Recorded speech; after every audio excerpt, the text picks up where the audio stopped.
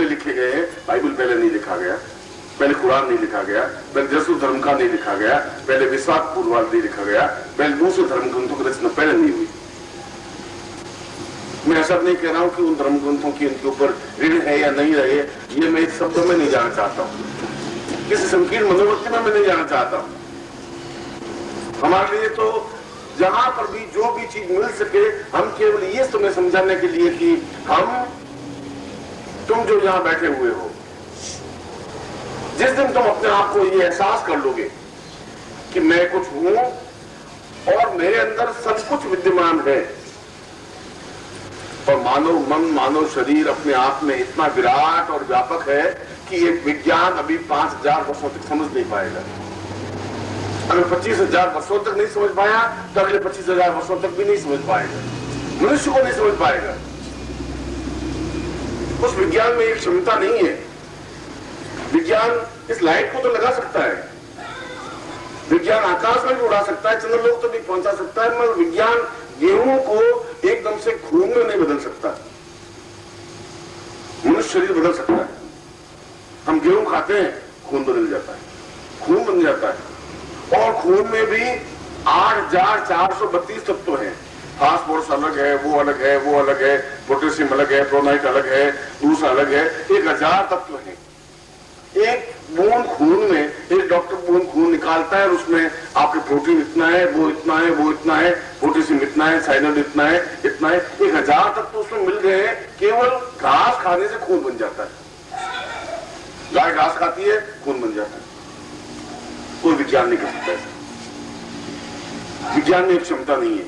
विज्ञान खून नहीं बना, घास से खून नहीं बना सकता, रोटियों से खून नहीं बना सकता, और वह खून हमारी धमनियों में है, क्योंकि हमें कला है कि हम बाजरे की रोटी से खून बना सकते हैं। हम बना सकते हैं, वो खून बना सकते हैं जो पूरे शरीर को संचालित कर सकता है।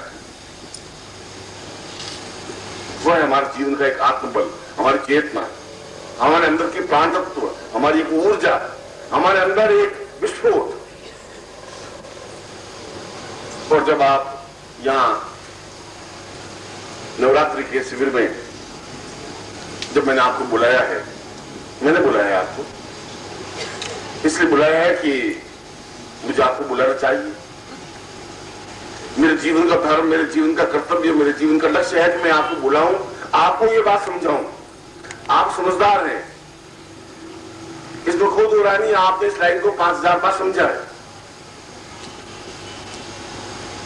ठीक वैसा ही समझा है जैसे हमारी बूढ़ी अम्मा बैठी बैठी गीता का श्लोक पढ़ती गए, अर्जुन कृष्ण ने कहा है तो अर्जुन तो खड़ा हो जा, युद्ध में खड़ा हो जा और तो लड़, तू जीत जाएगा। बूढ़ी बंद करके रख देते, न अर्जुन खड़ा हो न बुढ़िया खड़ी, तो बैठ जा। बस वापिस दूसरे दिन फिर वही गीता खोल देते हैं, कृष्ण कह रहे हैं अर्जुन तो खड़ा हो, अर्जुन साला खड़ा हो गई। बुढ़िया 80 साल तक अर्जुन को खड़ा करने की कोशिश कर रही है, अर्जुन नहीं खड़ा होगा तो नहीं खड़ा होगा। और मैं आपको 2000 वर्षों तक विचार वशिष्ठ लगा करके आज तक है, तुम अपने आप को पहचान लो। तुम जब नहीं पहचानोगे तो फिर नहीं पहचानोगे, तुमने वो पोथी पढ़ ली है। ये गड़बड़ तुम्हारी नहीं है, ये गलती तुम्हारी नहीं है, ये गलती बुढ़िया की नहीं है। बुढ़िया की गलती ये है कि उसने पोथी ला के दे दी कि माँ आपको जाना तो है, अब इस दुनिया में तो रहना नहीं, जब जाना है इस पोथी को पढ़, इस गीता में भगवान कृष्ण का सब सार ला रहे तो उसको पढ़, तेरा मोक्ष हो जाएगा। तब बुढ़िया ने सोचा कि साला बहू का कहना मानते नहीं और कुछ नहीं है, तो बस वो गीता के पढ़ते रहते श्लोक। बुढ़िया खुद को समझ में नहीं आ रहा है कि अर्जुन को क्यों खड़ा कर रहे हैं। अब बैठा बैठा 3 चला लेगा तो क्या फर्क पड़ जाएगा, बुढ़िया को समझ नहीं आ रहा, उसको समझने की जरूरत नहीं।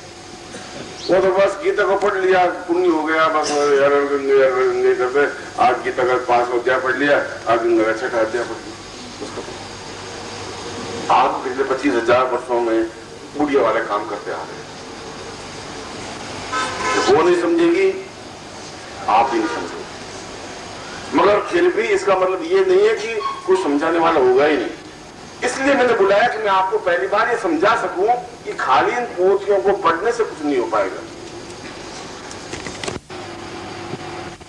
एक मित्र है और एक शत्रु है।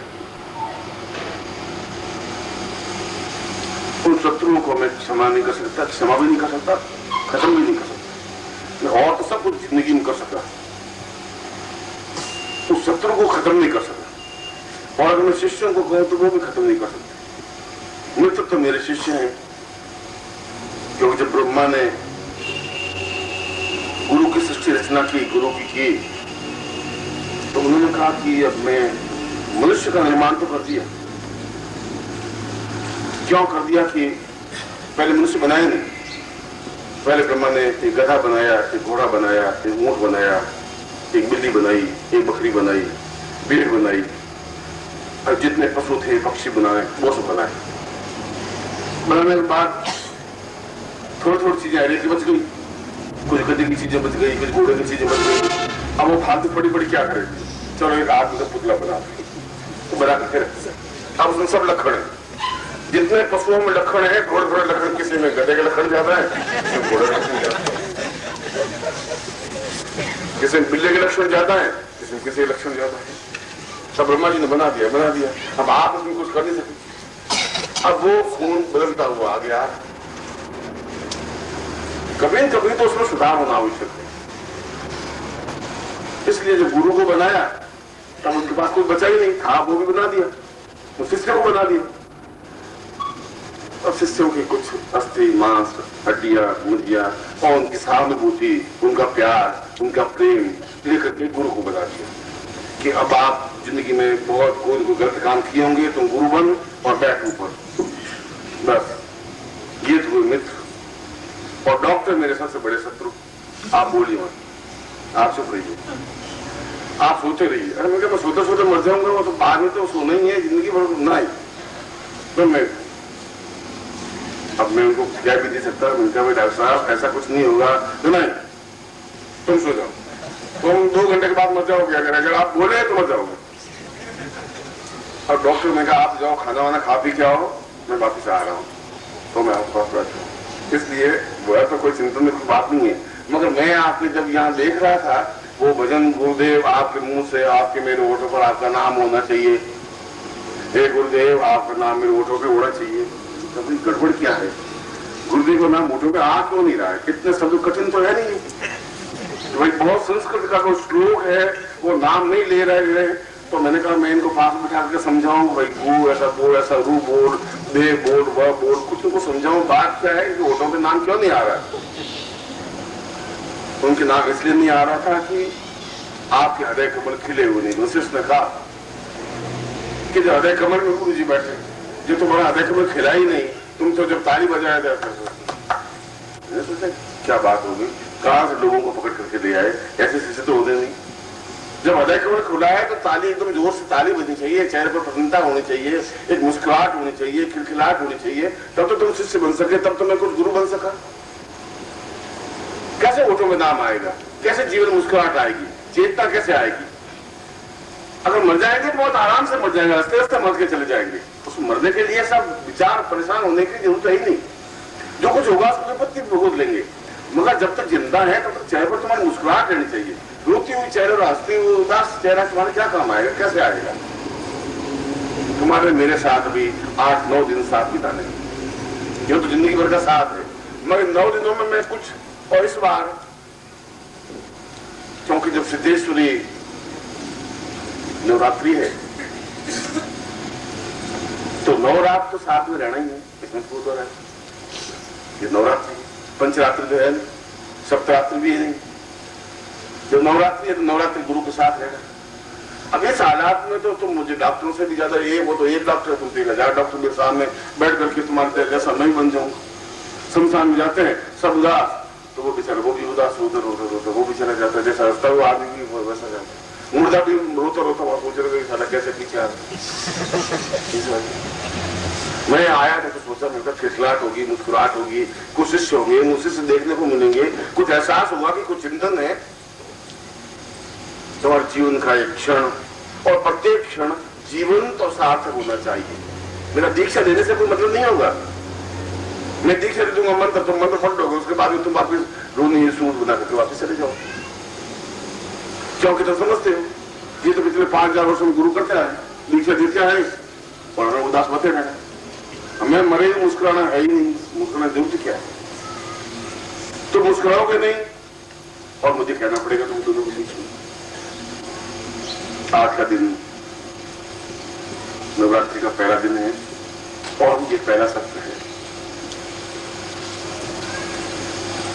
और इस प्रत्येक दिन यदि आपके आंख और आपके कान, आपका चैतन्य, आपका मन और आपका मस्तिष्क, ये पांचों अगर खुले और जागृत होंगे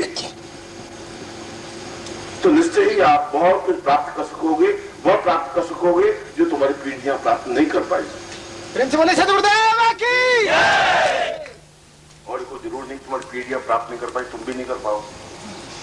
पीढ़ियां इसलिए प्राप्त नहीं कर पाई और तुम इसलिए प्राप्त नहीं कर पाते हो, तुम्हारे ऊपर पंडों का, पुरोहितों का बहुत बड़ा बोझ है। पंडों को ज्ञान है नहीं, पुरोहितों को ज्ञान है नहीं। वो तुम्हें कहता है मुस्कुराना नहीं चाहिए, मुस्कुराता है वो बहुत ओछा आदमी होता है। जो हंसता है अच्छा नहीं, बहुत बेकार आदमी, 24 घंटे हंसता ही रहता है। ये आदमी बहुत जो रोता हुआ चेहरा लिए गंभीर है, वो आदमी बहुत गंभीर, महत्वपूर्ण माना हुआ आदमी। नेताजी हंसे ही नहीं, मरे ही नहीं, बस चेहरे पर जैसा उनका चेहरा फोटो आप ले ले, उनका और गधे का चेहरे में कोई अंतर होता ही नहीं। उसकी जगह उसका चेहरा लगा दीजिए, वैसा चेहरा, गधा हंस नहीं सकता, व्यक्ति हंस नहीं सकता, संभव नहीं। इसलिए हंसने की उनकी जरूरत है ही नहीं। और तुम अगर जीवन में, तुम्हारे जीवन में हास्य नहीं है तो फिर हृदय कमल विकसित नहीं हो सकता। हृदय कमल विकसित नहीं हो सकता तो जीवन में कुछ ग्रास्पिंग नहीं हो सकता, खुलेगा नहीं, कोई प्राप्त नहीं होगा। यहाँ का प्रत्येक क्षण जीवंत होना चाहिए, चैतन्य होना चाहिए, तुम्हारे साथ मुस्कुराहट होनी चाहिए। मैं आऊं तो मुझे लगे कि मतलब मेरे शिष्य मेरे सामने बैठे हैं, ऐसा लगे कि मतलब मैं इनके बिना एक क्षण भी नहीं रह सकता, ऐसा क्षण आना चाहिए मेरे सामने। और ऐसा क्षण तब आएगा जब तुम्हारे जीवन में चैतन्यता आएगी, मुस्कुराहट आएगी, तुम्हारे जीवन में एक हंसी आएगी और ये कहीं से उधार लानी नहीं पड़ेगी। क्योंकि यदि आप गंगा जी जाए तो आपको कहेंगे कि बच्चा तुम ऐसा तर्पण कर दो और तुम बस सीधे सामने बैठो, वहां तुम हंस नहीं सकते, मुस्कुरा सकते नहीं, तुम घर में तुम हंस नहीं सकते, पत्नी के सामने तो हंसने का सवाल है, वो तो घर में आप किसी के सामने हंस नहीं सकते। 24 घंटों में कोई आदमी आवे गंभीर तो आप गंभीर बैठे रहेंगे।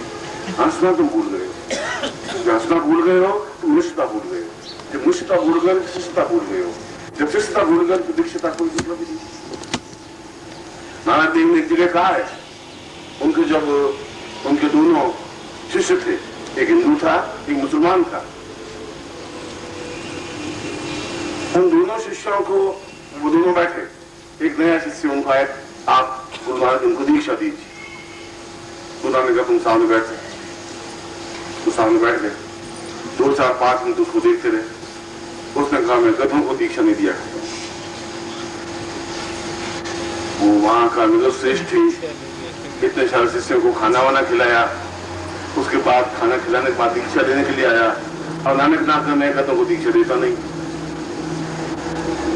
उसने कहा कि आप तो बड़े हैं, अब नानक देव हैं, आप तो पूज्य हैं, मैं कह नहीं सकता, आपको ऊंची बात तो कह नहीं सकता, मगर दूसरा होता तो तलवार से गर्दन उड़ा देता। उसने कहा उससे मुझे दुख नहीं होता, गर्दन उड़ा देते तो इस बात का दुख नहीं होता, मगर मुझे दुख इस बात का हो रहा है कि मैं तुम्हें दीक्षा किस जगह से दूं। तुम्हारा तो सारा शरीर एक जैसा का जैसा है, जहां से ऊपर से देखूं, नीचे देखूं, हाथ देखूं, पांव देखूं, मत शरीर है और मत शरीर को दीक्षा देने से क्या होगा, वो तो जलाने के काम आएगा। मैं तुम्हें अर्ची पे कंधा देकर के जला सकता हूँ, 2 तो मेरे शिष्य है, 3रा मैं हूं, 1 और पकड़ लूंगा, ये तो मैं कर सकता हूँ, दीक्षा नहीं दे सकता। एक छोटी सी उक्ति नानक, मगर इस उक्ति में ये सार कि अगर हमें कुछ प्राप्त करना है जीवन का तो हमें चाहे हम 80 साल के वृद्ध हों, वृद्ध तो कोई होता ही नहीं, और तो हमने शब्द बनाए हैं, ये बचपन है, ये जवानी है, ये बच्चा है, ये बुढ़ापा है, ये मृत्यु है, ये सब हमारे बनाए हुए हैं। शास्त्रों में कहीं आपके कहीं लिखा हुआ है कि भाई 50 साल का आदमी वृद्ध हो जाएगा, 30 साल का आदमी जवान हो जाएगा, ऐसा कहीं लिखा हुआ था? हमारे शास्त्रों में इस प्रकार के या कई ग्रंथों में ऐसा कुछ लिखा है? हमने अपने आप के ऊपर वृद्धता ओढ़ रखी है, बुढ़ापा ओढ़ रखा है। हम 20-25 साल की उम्र में बुढ़ापे में अग्रसर हो जाते हैं। 40 साल में आते आते समाप्त होने की क्रिया हो जाती है। 50 साल